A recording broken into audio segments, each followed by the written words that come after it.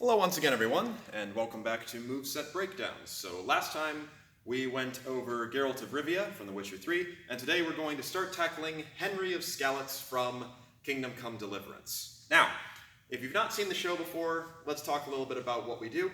This is not a realism analysis. I'm not here to tell you spinning is bad or things of that nature. I am focused instead on taking the movesets and breaking them down into little individual pieces and talking about if this moveset has any, validity, talking about what is making it up, and trying to infer things about the fighter based on their choreography. So that's what this is pointed by. Now, this one is going to be quite a lot of fun, and I'm actually going to have to break it into 3 pieces, and that's just dealing with the longsword. The reason being is that the fighting style has 3 different main components that I want to tackle individually, and we're going to have a lot of historical overlap. So another sort of fun thing that I haven't done before is, since this is set specifically in a historical period, I'm also going to be playing the game of, is this German or is this Italian? So, in case you do not know, 2 of the kind of main longsword systems that you're going to find are going to be the KDF, the Kunst des Fechtens, the art of fighting, from Germany, and then the Flower of Battle from Italy. Now, it should also be further pointed out that Germany didn't really exist yet, and also Fiore was a knight of the Holy Roman Empire, which is also German, and references being taught by Germans, so really they're all German, but just for sake of ease, we will go Italian and German. Now,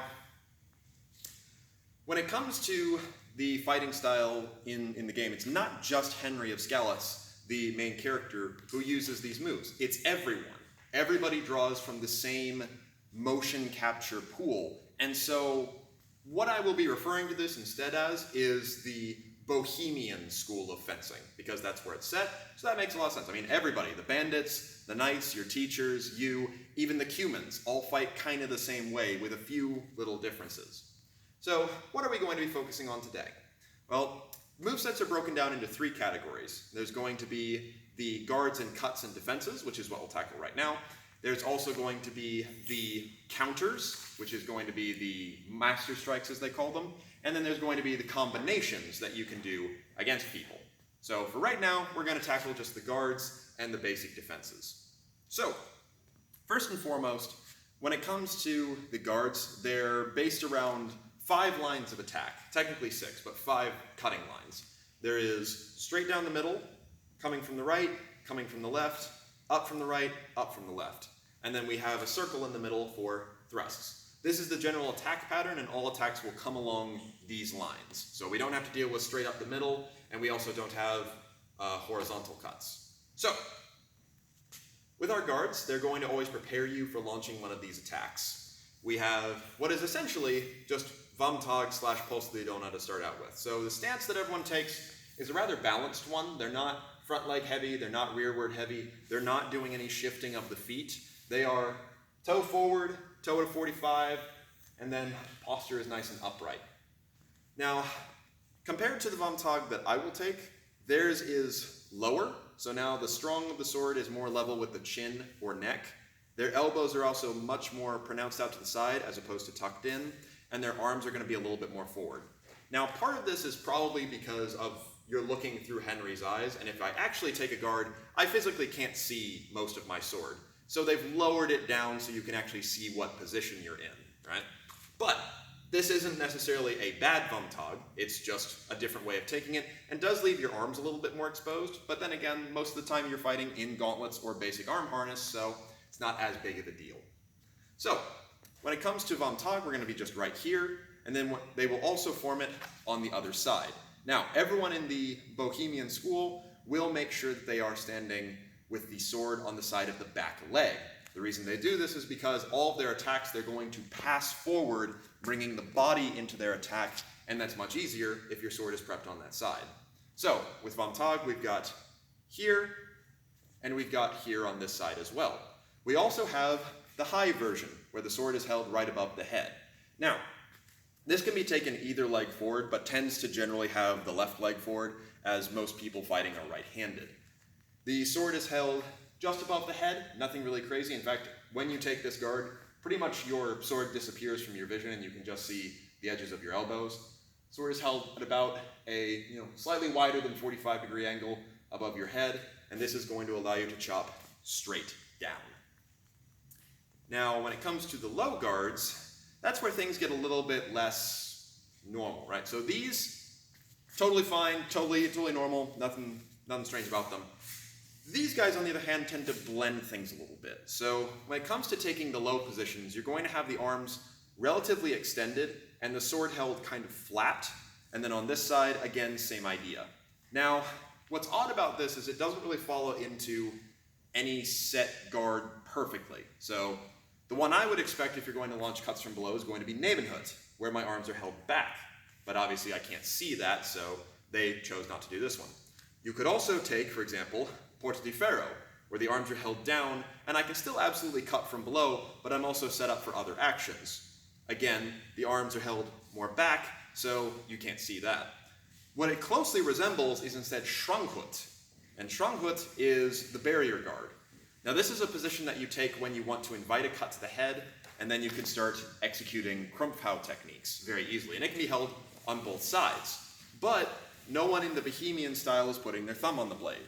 So instead it's kind of Schrankhut, but without the thumb on. Now it's not saying that you can't still do actions from here, it's just doesn't really fall into either category, especially this one, because normally I'd have my short edge up with this side so I can strike with it, versus this, it's more flat, so it's indicating a long edge strike or a long edge strike. So a little bit odd there. But once again, the hands are held very extended, which makes it a little bit strange. Now, when it comes to executing cuts, we're going to see a slight pullback before every cut is launched. The reason for this, of course, is going to be that we're signaling to the player, hey, a cut's about to come in, you should probably think about defending yourself. But it's also not uncommon for people who are, less experienced, or if you're transitioning, to end up doing a little bit of a pullback before you cut. But the cuts will basically look like this. So if I'm here and I want to cut along the line, I will pull, cut, and then after finishing the cut, he will fold into either a low guard or a high guard, depending upon where you move your mouse following this. So, like so, and we're back up to here, another cut, and we're going to stay down here. Nothing out of the ordinary. Cutting style-wise, I would say that, again, all the cuts are pretty straightforward, but all these are going to be through cuts as opposed to two cuts. So what do I mean by that? Well, there's two forms of cutting, and I have a video up on it. If I want to cut to a target, I will extend my arms out as I finish the cut, which puts my strong out ahead of me to defend myself, and my tip basically at my full extension. This allows me to then seek opportunities to hit my opponent while also defending myself. As opposed to, if I choose to cut through, that's when I'm focused on either transitioning guards or dealing damage, right? I still extend my arms out, but I then fold into another guard, ready to launch a whole new attack. All of these cuts are going to be through cuts, and where it's most evident is in the cuts from below. So what they're doing here when they launch a cut from below is they will pull back, and then they will cut up, and just as they're finishing this cut from below, they'll turn their arms over and sort of flick it. Now, when I want to focus on a two cut, I will, if I do that same cut, right, extend out into basically ox, where I'm safe and keeping my strong in front of my head, versus if I'm focused on just taking a hand or nipping someone in the belly, then yeah, absolutely. I'm just folding into the next position, ready to follow through with the next cut. So, what we can infer about the Bohemian fighting style so far, pretty much all through cuts, cutting through the target and then preparing for your next strike. So, here is a basic cutting combo done from all of the positions. So I'm here, pull back, fold to my next one, nothing crazy. We're back up, drop down, we're here. Nothing out of the ordinary. Now, I will say, especially on the cuts from below, another thing I noticed is that sometimes the character will step first, then execute their cut. This is just a way of adding more power to it. It is a slight tell because you're moving your body first, but there are times where you may choose to do that, especially if you're wearing armor, right? But the other attack that we have is going to be thrusts. When it comes to thrusts, we also get two more guards. They're going to be here and here. So what are these positions? Well, they're kind of a mix between a couple things. They function very similarly to ox, fenestra, or Schlüssel, right? Formed, they're kind of between, I would say, Schlüssel and fenestra. And the reason I say that is because with ox, I'm focused more on out here type of actions, even if I have a relatively withdrawn ox. And while I can still absolutely execute thrusts out of there, it tends to be a more extended type guard, plus the hands are held up higher, versus fenestra, a little bit more withdrawn and used as a quick cover a lot of the time. And Schlüssel, meanwhile, is entirely dedicated to launching a thrust. So I would say it's between fenestra and Schlüssel. Now, what I would also say is something to keep in mind, because I have done this, is when you're in arm harness, going to ox is a dream. You're not going to be able to get up here, I'll tell you that right now. Instead, most times, I'll end up taking it right about here, which is more similar to fenestra or Schlüssel, because I've got armor to defend myself anyway. So that's kind of what we're looking at here.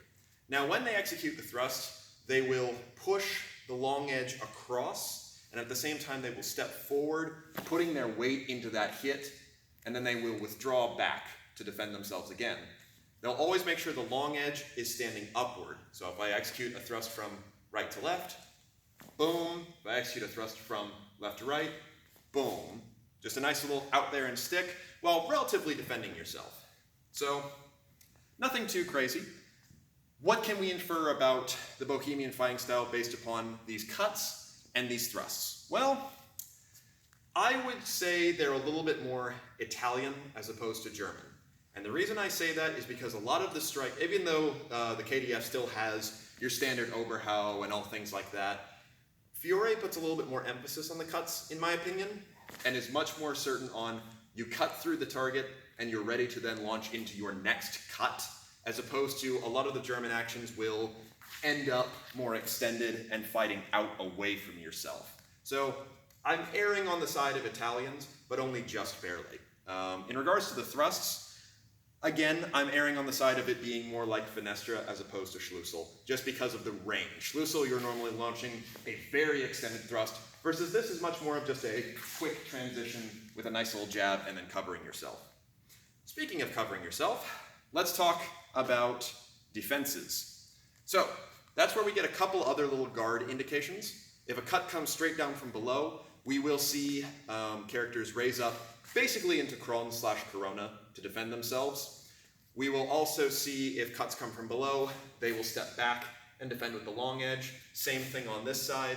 If a cut comes in from above, then we have the arms going out to defend on each side. Now, defending with the long edge on both sides is quite unique, because most common fencer stuff we have shows people trying to defend themselves with their short edge, especially on your right side. They're always making sure to turn the long edge, which is nice to see. That's a very good habit to get into. This kind of shows that they have a flug-like position, but they never take it or fight from it. It's just a way to block a cut from coming from below. And again, when it comes to going up into Kron, nothing out of the ordinary is happening here. It's just block, and then they launch in their nuts cut, as opposed to going in any sort of grappling actions. Now, the interesting thing about their defenses is the way they move their feet. So this actually is very similar, not necessarily expressly, but more similar to what Vadi describes. So I've recently started reading Vadi, and his footwork comparison is one of your feet is to be like a tower. It is what you're stable on. The other foot is to be like the sun, and it rises or sets. All of the characters in the Bohemian fighting style, when they want to cut, they'll step forward, with one leg being the tower, the other being the sun. When they wish to defend themselves, they'll step back and then forward again. So, I would definitely say in regards to that sort of fighting, much more on the side of Italy. And we'll see this in a couple different actions, which I will now do. For example, we see, defense, attack. We see step back to chamber, launching the thrust. Things of that nature. We also see use of the flat of the sword, striking an incoming cut to defend. This is mostly when you're going from low to dealing with a cut from above, and it's not the short edge coming up, it's going to be things like cuts coming from below. They will step out as they deflect by turning the arms over, and then launch into their next cut. So here's that again. Boom, bang. So overall, nothing too crazy, but it's going to be the foundation on which we build the rest of the Bohemian fighting style, because these techniques that I've just shown, everybody does them, regardless of their training. Whether or not they use the more advanced techniques, that depends upon the character. So this is the baseline. But otherwise, we'll go over the counters and the combos in the following weeks. But thank you very much for watching, and we'll talk about some other techniques another time.